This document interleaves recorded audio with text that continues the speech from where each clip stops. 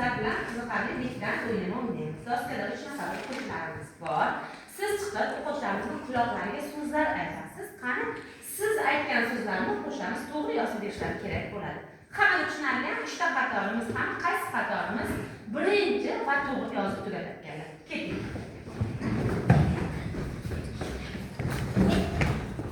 Tezlashamiz.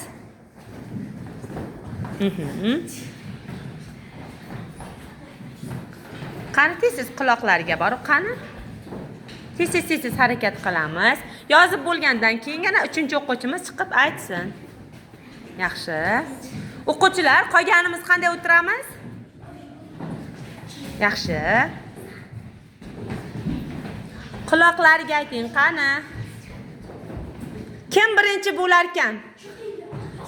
Qaysi o'quvchimiz birinchi bo'lib bajarib bo'lar ekan? Keyingisi tezlashamiz. Qani qaysi o'quvchimiz birinchi bajarib bo'lar ekan? Mubina bo'ldi, barakalla. Mushtari, barakalla qizim. 3-o'quvchimiz Shahrizoda. Qani? Endi chetroqqa o'tamiz. Tekshiramiz xatolarimizni. Chumoli, salomatlik, daftar, quyon, gultuvak, gullar. Xatosiz, juda ham yaxshi. Birinchi qatorimizda xato yo'q va Mubinaxon birinchi bajardi. Ikkinchimiz quyosh, daraxt, baliq, kapalak, suyak, rassom. Ikkinchi o'rta qatorimizda ham xatolar yo'q, lekin bu kishi 3-chi bo'lib bajardi. Bilasizmi, bu o'quvchimiz. Endi Mushtarixonniki laylak, gul, sinf, sandiq, kitob, ochki.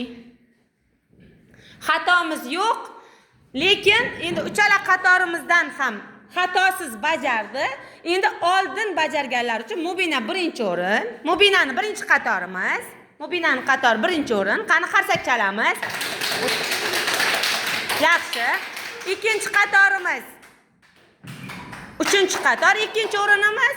3-chi o'rinni o'rta qatorga beramiz. O'tiring.